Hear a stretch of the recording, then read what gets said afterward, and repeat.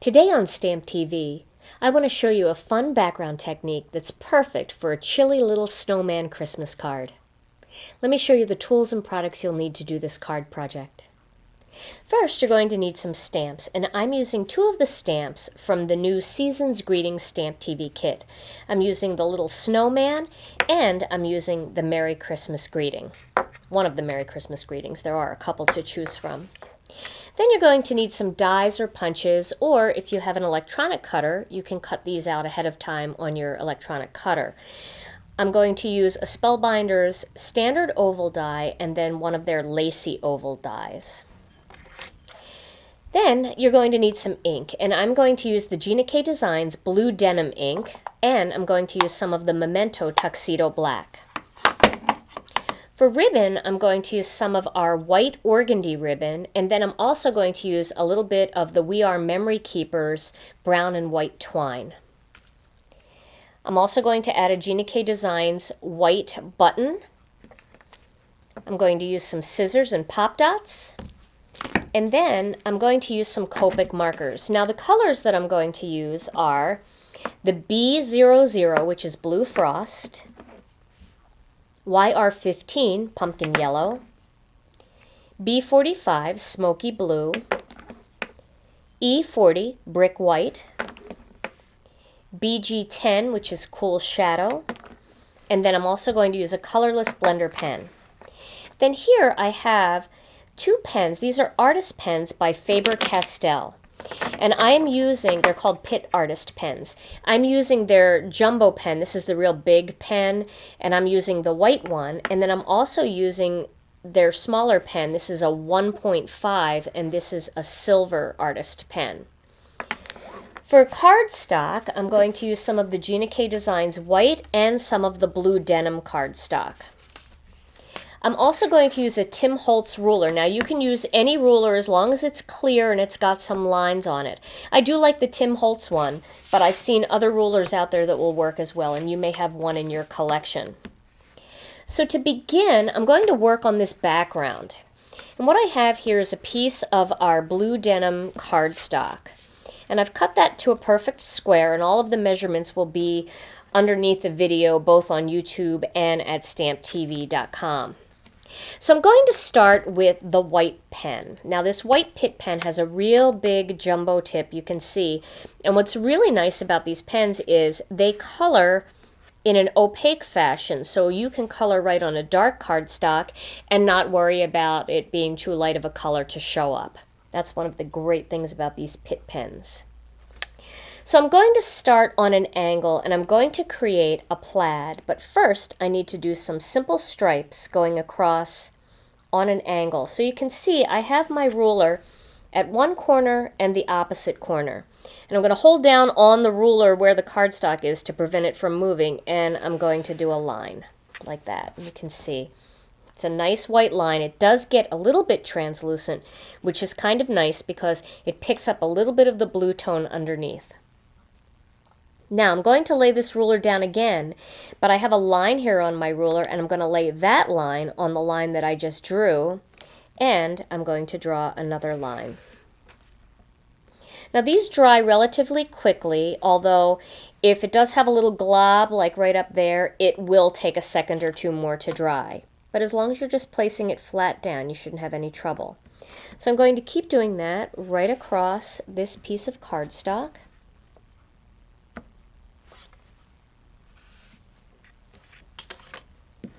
And I'm going to do one more here.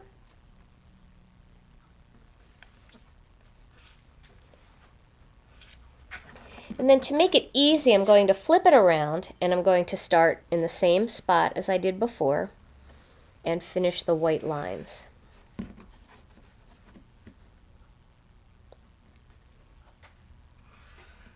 You can see how easy this is, and the ruler being clear and having those guides really does help to keep it spaced nicely.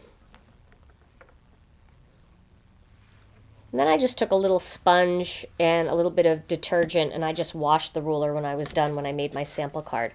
So you can see there now I have kind of a nice striped background.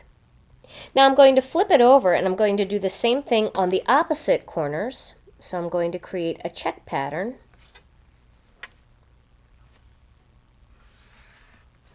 There's one.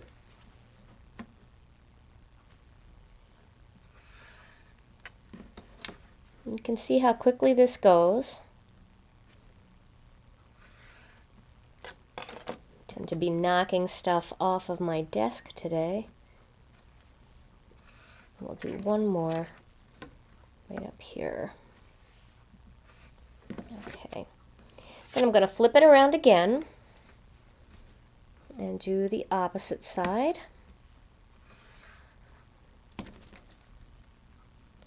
Now I did a card sample for the Faber-Castell blog hop that will be airing on my blog, and I did a similar technique using the gold Pitt pen, and I stopped right at this point and just added a little accent dot on each spot where the lines joined, and that's a really fun technique and it's very elegant looking. But for today I'm going to create a plaid. And the key to creating a cool plaid is to make sure that although the lines are somewhat even, that there's also some lines in there that are a little bit staggered. Gives it a little bit more character. So the first one I'm going to do is I'm going to do one right up against that first line, and I'm going to use the silver pen. Now these lines are going to be thinner, and that's going to really make a difference. You can see there's a thin line there, and then I'm going to do one on the other side of it, and that one's going to come in just a little bit closer, just a hair, like that. Now I'm going to do the same thing on the next line. That one's going to be nice and close, and this one's going to be just a hair farther away, like that. And I'm going to keep going. You can skip a line if you want, like that. And then you can do two that are real nice and tight if you want. Like that. And we'll do one more over here. And then I'm going to flip that around and do the opposite side. And again, the silver pen, because it's so much thinner, it will dry just a little bit faster than the larger pen. But if you do get a glob, you still have to give it a second to dry. We'll do one in the middle here. One right there. And we'll do one there and one there. Okay, now I'm going to turn it again, and you can see that the main white lines are still very bold and prominent, but these silver lines make it look more like a plaid because they're thin and they're staggered. I can do another one right up against it here. Do one down here. This is actually very therapeutic. You'll enjoy making this background a lot. You can put them wherever you want. You can have one or two.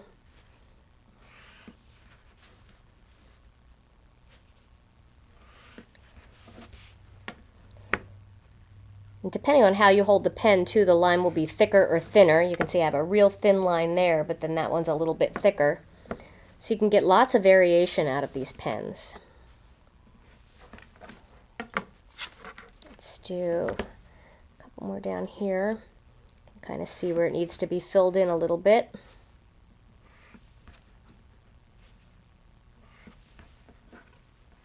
And we'll do one more up there. So let's flip this over, and you can see there is that really cool background. Now what's pretty about this is you can see the white, because it picked up a little bit of the blue color underneath. You can see that it looks like a coordinating blue color, and then the silver gives it that little bit of holiday sparkle. You can see it's got a shimmer to it. So my next step for this card project is going to be to stamp the snowman, and I'm going to do that with some Memento ink. I'm going to stamp him. I do want to make sure that I have room here, so I'm going to stamp him right into that, just so that I know that the die will fit around it. And then I'm also going to take the card base and open it up flat, and I'm going to stamp my greeting now, and that'll give that a chance to completely dry. Although our dye inks dry almost instantly, it's also nice just to give it a couple seconds. So I'm going to ink this one up with the blue denim ink, and I'm going to stamp this right on the bottom of this card base, right here, like that. And that's going to give room for, here are two of my panels that have to go on, so I want to make sure that I had room toward the bottom. Okay, so now it's time to color this snowman. And the first color that I'm going to use is the Blue Frost, and that is B00. Now this is a little bit darker than the normal BG10 that I use, which is the Cool Shadow. But this really creates a neat glow around the outside of this little guy. Especially because he's a snowman. You want him to look extra chilly. So you can see how nice that color looks around the outside. And don't be afraid to try this technique. It really does make a difference for your focal images.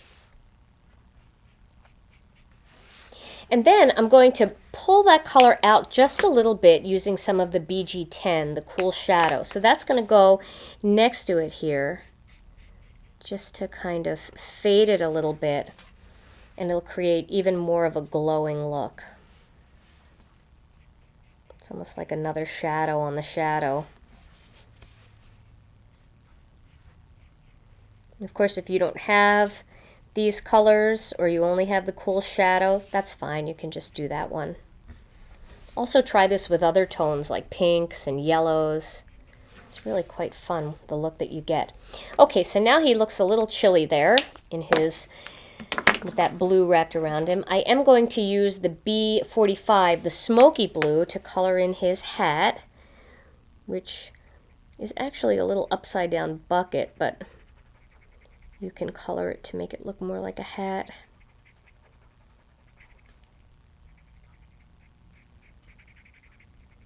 And again, I'm not doing a lot of shading, I'm just getting a nice solid color. I'm going to do his nose in YR15, which is pumpkin yellow. That a little bit there. And then I'm going to grab the brick white, that's E40, and I'm going to create just a few shadows on his body, just bringing some of that around on the sides and underneath that can there. A little bit here down the sides, a little under his chin, and to his feet a little bit, just to give him a little bit of dimension there. You can add a little bit more to this one side if you want. There. So there he is. He's ready to go. I am going to do a little bit of decorative stuff with his hat here. I'm using a colorless blender pen, and I'm going to play off of the lines that are in that pattern paper that I just made, that background, and just to add a few little lines here on his hat.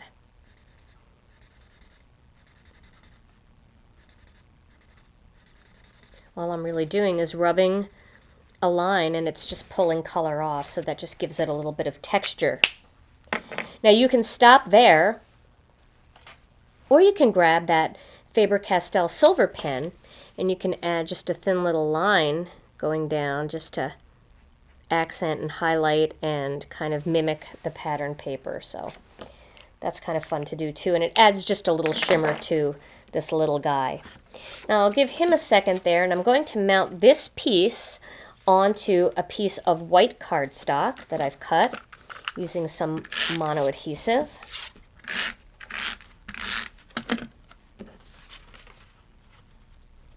I'm going to triple layer this piece because it is going onto a white card base, so I want you to be able to see that white layer. Let me move that a little bit here. These layers are always easier to do when you're standing up. Okay. And then I'll add this piece to a piece of blue denim. Join those together. And this whole panel is going to go onto my card base, like that. But my next step is going to be to cut this little guy out using the Cuttle Bugs. So I'm going to grab that, and I'm going to start with an A and a B plate and put this little guy up. Now, you can do both cuts at the same time, which is kind of nice, and it will save you time. So he's going to be in the regular oval, and then we're also going to cut out a Lacy oval. So those are going to get cut at the same time using the C plate on top.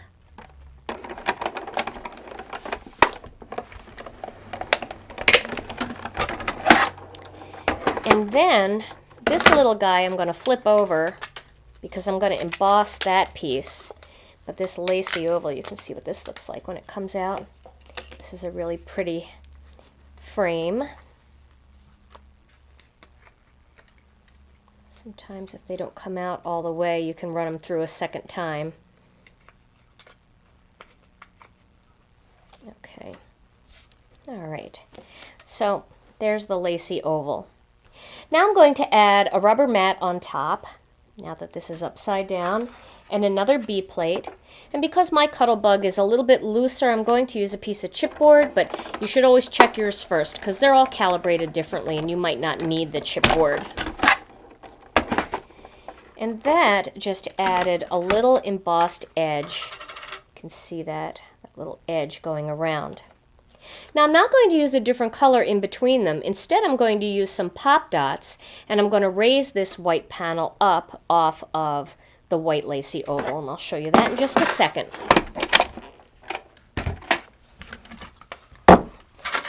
But next, we're going to add some ribbon to this panel. I have some of this white organdy ribbon, and I'm just going to cut a little bit of it so that it wraps around the edge. And I'm going to position that in the center. And then flip it over, and with a little bit of tape, I'll secure that down. Then, I'm just going to lay this here so I know about where it's going to be. And I'm going to grab another piece of organdy ribbon, and I'm going to slip it underneath. And then I'm going to tie a little knot right there, like that, and cut away that excess there. And of course you don't have to use quite as much ribbon as I used, but I can use that little piece for something else, a little accent. Okay, so now we have a nice little piece of ribbon there. Now the next step is going to be to add a little button embellishment to that. So I have a white button here, and I'm going to grab a little bit of this twine, and I'm going to slip the twine underneath the ribbon. Just help push it under there a little bit. And then I'm going to thread the twine one side through each buttonhole. And if the buttons, if you need to, you can always trim off that to a little point there, and that'll make it a little bit easier to feed through. Like that.